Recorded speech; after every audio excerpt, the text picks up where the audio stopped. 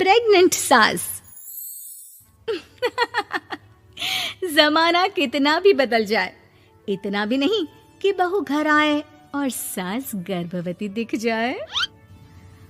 देखो मीरा, माँ का पूरा ख्याल रखना है, उनसे अब काम नहीं होता है। क्यों, क्या हो गया है? तुम्हारी माँ तो हट्टी कट्टी दिख रही है, पूरी शादी में घोड़ी की तरह नाची है, अब क्यों काम नहीं होता उनसे? वो माँ प्रेग्नेंट है ना, बच्चा होने वाला है, मैं कभी भी भाई बन जाऊंगा इस साल के अंत तक। क्या बोल रहे हो? वो सर पर हाथ रखकर बैठ जाती है। यार पहले क्यों नहीं बताया? कैसा मजाक है ये? झूठ बोल रहे हो ना? हाँ, झूठ बोल रहे हो ना? तभी ससुर की आवाज आती है। बहू पानी गर्म कर दे, तेरी सास को दवाई देनी है। समय पर दवाई ना दी तो परेशानी हो जाएगी। और हाँ, जरा काजू पीस कर दूध में मिलाकर ले आना, तेरी सास खुद से तो अपनी संभाल करेगी नहीं। हे भगवान, ये मैं क्या सुन रही हूँ? ये ससुर जी को क्या हो गया है? मैं क्या सोच कर आई थी? हाय रे, मैं तो किसी को मुंह भी नहीं दिखा पाऊंगी। अब ये रोना धोना बाद में करना, पहले गर्म पानी कर दो, माँ को दवाई देनी होगी। और हाँ, रात को माँ के पैरों में तेल लगा देना। बहू को गुस्सा आ जाता है, वो बड़बड़ करती किचन में जाती है जहाँ उसका ससुर खड़ा होता है। एक बड़ी जिम्मेदारी है हम सबके सर ऊपर, इस उम्र में माँ बनना खतरे से खाली नहीं होता। हाँ हाँ पता है, तो क्यों बन गई माँ? अरे खतरे से कम नहीं है तो क्या जरूरत थी लल्ला पैदा करने की? कैसी बात कर रही हो बहू? क्या तुम खुश नहीं कि घर में एक नया मेहमान आएगा, छोटे छोटे पैरों से पूरे घर में घूमेगा? पिताजी ये हाथ जोड़े आपके, आप यहाँ से जाओ, ये शायरी बाद में बताना, अभी मैं पानी गरम करके थर्मस में दे देती हूँ। सारा दिन पिलाते रहो गरम पानी। और हाँ, ये बच्ची की बात बार बार मुझसे कोई नहीं करेगा। बहू का पारा अब चढ़ा ही रहता था, वो काम तो सारा करती, लेकिन किलस किलस कर। मीरा सारे काम से फुर्सत पाकर बैठी होती है कि माँ का फोन आ जाता है। बेटा बहुत बड़ी जिम्मेदारी है तेरे सर पर, अच्छे से निभाना। ससुराल में हर किसी को खुश रखना वैसे तो मुश्किल है, लेकिन भगवान ही हिम्मत देता है बहू को हर कुछ सहकर सबको खुश रखने की। क्या बड़बड़ किए जा रही हो माँ? जानती भी हो कि यहाँ क्या चल रहा है? मेरी सास, अरे तेरी सास तो देवी है देवी। कितने खुश हो रहे थे सारे तेरी सूरत देख देख कर। पता नहीं जैसे बहू नहीं कोई मन मांगी मुराद मिल गई हो उन लोगों को। अरे बात तो पूरी सुनो, मन मांगी बुरा तो पूरी हुई है।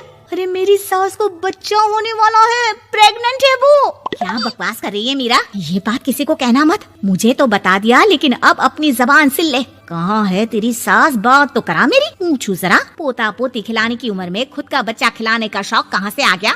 और आया भी तो बताना तो चाहिए था। अब क्या नाक कटाने के लिए हम लोगों से रिश्ता जोड़ा है? रुक, तेरे पापा से बात करती हूँ। मीरा फोन रखकर लेट जाती है। वो एक सपना देखती है कि उसकी गोद में एक बच्चा खेल रहा है। भाभी की गोद में कितना खुश दिख रहा है ना, लग ही नहीं रहा कि भाभी है। मैं तेरे लिए क्या लाया हूँ, सोने की बालियाँ। तेरी शादी में तो मैं बुढ़ा हो जाऊंगा ना। अरे कैसी बात कर रहा है बेटा, इसकी जिम्मेदारी तो तू ही लेगा। हम लोगों का तो कोई भरोसा नहीं, कब ऊपर वाला उठा ले। बहू को सास को देख देख कर गुस्सा आ रहा था, तभी वहाँ पड़ोसन आ जाती है। अरे बहू, तुझसे तो पूछने से भी डर लगता है कि कब खुशखबरी सुना रही है।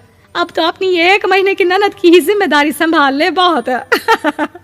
अपने जेवर भी रख देना और पैसे भी जमा करना शुरू कर दे। वो बात आगे बढ़ाती उससे पहले ही बहू जोर से चिल्लाकर उठ जाती है। नहीं नहीं नहीं नहीं, मैं अपने जेवर किसी को नहीं दूंगी। अरे कौन ले रहा है तुम्हारे जेवर? तुम औरतें भी ना सपने में भी जेवर ही संभालती रहती हो। मैंने जो सपना देखा है ना, सुनोगे तो होश उड़ जाएंगे। अच्छा, तुम अपना सपना बाद में बताना, पहले मेरा सुनो। कल मैंने इतना अच्छा सपना देखा, इतना अच्छा सपना देखा कि अगर वो पूरा हो जाता है ना तो मैं तुम्हारे लिए रानी हार बनवा दूंगा। बहू अब सारे गम भूलकर पति का सपना सुनने में लग जाती है।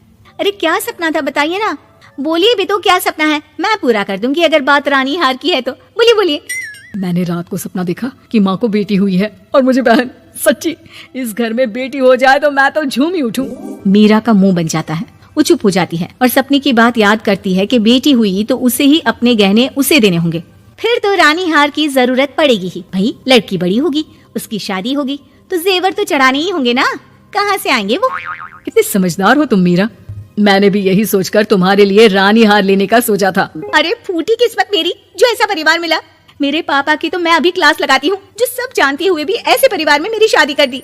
बहू पिता को फोन लगाने ही वाली होती है कि ससुर की फिर से आवाज आती है। बहू गरम पानी ले आ जल्दी, थर्मस में खत्म हो गया है। बाद में खबर लेती हूँ मैं पापा की, पहले सास को गर्म पानी दिया हूँ। बहू अभी किचन में काम कर ही रही थी कि मीरा के मम्मी पापा आ जाते हैं। वो हाथ में ढेर सारे फल लेकर आते हैं।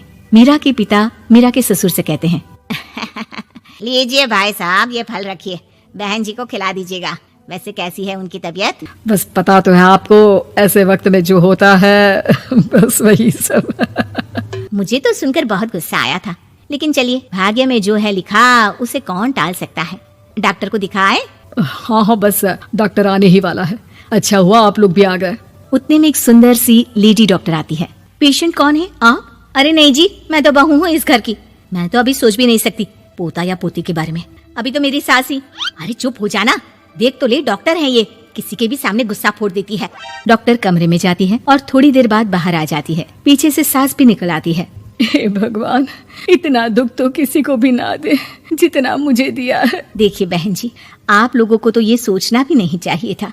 वही तो मैं भी कह रही थी कि आप लोगों के लिए तो सोचना भी गुनाह है, लेकिन अब पछताए होत क्या जब चिड़िया चुग गई खेत। डॉक्टर वहाँ से चली जाती है। मैं माँ नहीं बन सकती, मैं प्रेग्नेंट भी नहीं हूँ। ये कैसे? तुम तो बोल रही थी कि अरे वो गैस का दर्द था और पेट भी गैस से फूल रहा था। डॉक्टर ने चूर्ण दे दिया है, गर्म पानी से फाँकना है। हाँ? मैं अभी लाती हूँ गर्म पानी। अरे मैं तो गीजर ही लगा देती हूँ। हाय रे, खुशी के मारे पागल ना हो जाओ।